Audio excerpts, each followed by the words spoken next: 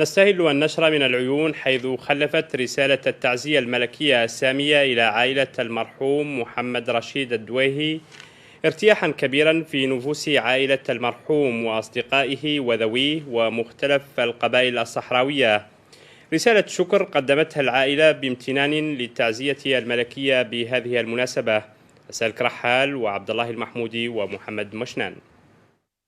بعد تلقيهم رسالة التعزية الملكية في وفاة المرحوم محمد رشيد الدويهي، العائلة والأقارب وكافة مكونات قبيلة المرحوم وأصدقائه ومعارفه استبشروا خيرا بهذه الرسالة السامية، وعوضتهم عن بعض من تأسيهم على مصابهم الجلل في فقدان هذه الشخصية الصحراوية الوطنية التي كانت مثالا في نكران الذات والمسؤولية وحب الخير للوطن والمواطنين.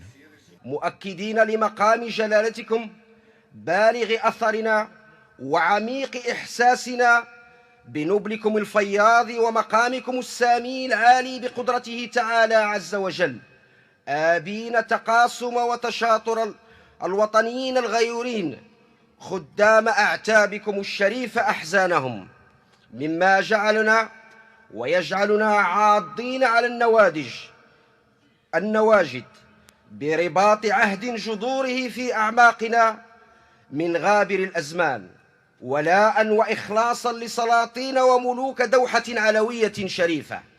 ورغم ما يعتري هذه المناسبة من مشاعر التخشع ورباطة الجأش لفقدان الأحباء، فإن ذلك لا ينسينا نبل كافة القبائل الصحراوية التي أكدت مشاطرتها وتقاسمها معنا هذه اللحظات الأليمة تجسيدا لمسار حافل من التلاحم، فلكل أفراد هذه القبائل منا عظيم الجزاء وثواب الدنيا والآخرة عند رب العالمين. رسالة ملكية تزيد آل دويهي ومختلف العائلات الصحراوية تمسكا بأهداب العرش العلوي المجيد والجالس عليه في خطى ثابتة نحو توحيد الصف لمستقبل ظاهر للمملكة المغربية.